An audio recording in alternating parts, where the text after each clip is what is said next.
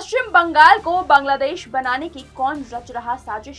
क्यों वक्फ बिल पर जल उठा बंगाल?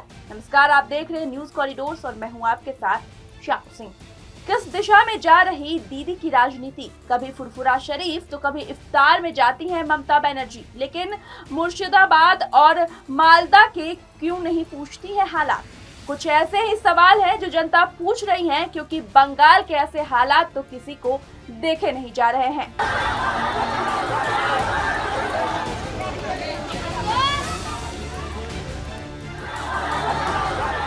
आपने कुछ तस्वीरें देखी, उससे ही पता लग गया होगा कि क्या है बंगाल के हालात। हम आपको उस रिपोर्ट में बताएंगे। पश्चिम बंगाल का मुर्शिदाबाद जिला इन दिनों हिंसा की आग में झुलस रहा है। यहाँ नए वक्फ कानून के खिलाफ प्रदर्शन के दौरान भड़की हिंसा में कम से कम 3 लोगों की मौत हो गई, वहीं 15 से ज्यादा पुलिसकर्मी घायल हुए हैं। पुलिस ने इस हिंसा के मामले में 150 से ज्यादा उपद्रवियों को गिरफ्तार किया है। इस हिंसा के बाद इलाके में दहशत का माहौल है। वहीं सत्ताधारी तृणमूल कांग्रेस और विपक्षी भारतीय जनता पार्टी के बीच आरोप प्रत्यारोप का दौर भी चरम पर है। मुर्शिदाबाद के जंगीपुर, सूती और शमशेरगंज जैसे इलाकों में वक्फ कानून के खिलाफ प्रदर्शन ने हिंसक रूप ले लिया। प्रदर्शनकारियों ने पुलिस पर पथराव किया, वाहनों में आग लगाई और राष्ट्रीय राजमार्ग को जाम कर दिया। वहीं कलकत्ता हाई कोर्ट के आदेश के बाद मुर्शिदाबाद में अर्धसैनिक बलों को तैनात किया गया है। हिंसा प्रभावित इलाकों में ये जवान तैनात रहेंगे और कानून व्यवस्था को सुचारू रूप से चलाने में राज्य की मदद करेंगे। साथ ही पुलिस ने लोगों से किसी तरह की अफवाह से बचने की अपील की है। इसी बीच पश्चिम बंगाल पुलिस ने जिले में अशांति को देखते हुए मुर्शिदाबाद में राज्य भर से चुने गए 23 स्पेशल अधिकारियों को तैनात किया है। पुलिस सूत्रों के अनुसार इनमें 10 डीएसपी रैंक के अधिकारी, 10 इंस्पेक्टर रैंक के अधिकारी और 3 सब इंस्पेक्टर रैंक के अधिकारी हैं, जिन्हें पश्चिम बंगाल के अलग अलग जिलों और यूनिटों से चुना गया है। इन 23 अधिकारियों को अगले 4 दिनों के लिए जिले में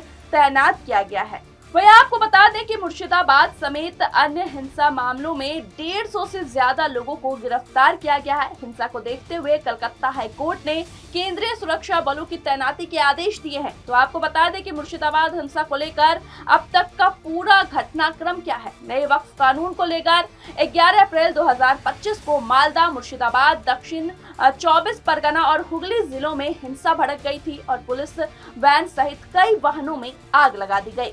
मुर्शिदाबाद जिले के हिंसा प्रभावित इलाकों में झड़प के दौरान अब तक 3 लोगों की मौत हो चुकी है। 2 लोगों की मौत शमशेरगंज में और 1 की मौत मुर्शिदाबाद मेडिकल कॉलेज में हुई। वहीं हाई कोर्ट ने साफ और कड़े शब्द में बोला कि इस तरह आंख नहीं मूंद सकते। वहीं इस पूरे मामले पर बीजेपी नेता दिलीप घोष ने क्या कहा, सुनिए। पश्चिम बंगाल में मुर्शिदाबाद जिला को बंगाल से अलग करने की साजिश चल रही है। हिंदू मोहल्ले में आगजनी, तोड़फोड़ हो रही है, तो हिंदू मारे गए हैं और पुलिस के डीजी बोले कुछ नहीं हुआ। भाजपा प्रवक्ता प्रदीप भंडारी ने बीते शनिवार को प्रेस कॉन्फ्रेंस में दावा किया कि राज्य में हिंदू विरोधी और राज्य प्रायोजित हिंसा हो रही है। उन्होंने क्या कुछ कहा, आप सुनिए। ममता बनर्जी को ये याद होना चाहिए कि बंगाल के अंदर, उनके शासन के अंदर हिंदुओं को सरस्वती पूजा करने के लिए कोर्ट के दरवाजे खटखटाने पड़ते हैं।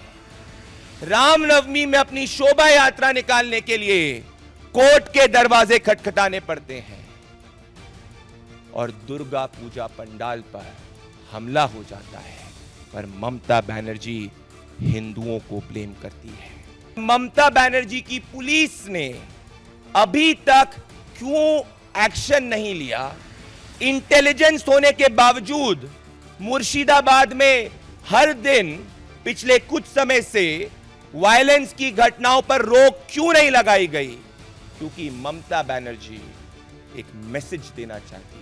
इस हिंसा ने एक बार फिर बंगाल की सियासत में धार्मिक ध्रुवीकरण के खतरे को उजागर कर दिया है। बीजेपी जहां इसे अवैध घुसपैठ और सांप्रदायिक हिंसा को जोड़कर देख रही है, वहीं टीएमसी से केंद्र सरकार की नीतियों का नतीजा बता रही है। राजनीतिक विश्लेषकों का मानना है कि ये विवाद 2026 के विधानसभा चुनाव में अहम भूमिका निभा सकता है। कलकत्ता हाई कोर्ट की सख्ती और केंद्रीय बलों की तैनाती के बाद मुर्शिदाबाद में स्थिति धीरे धीरे नियंत्रण में आ रही है, लेकिन सवाल ये है कि क्या ये हिंसा वाकई में अचानक से भड़की थी या इसके पीछे कोई गहरी सियासी साजिश है।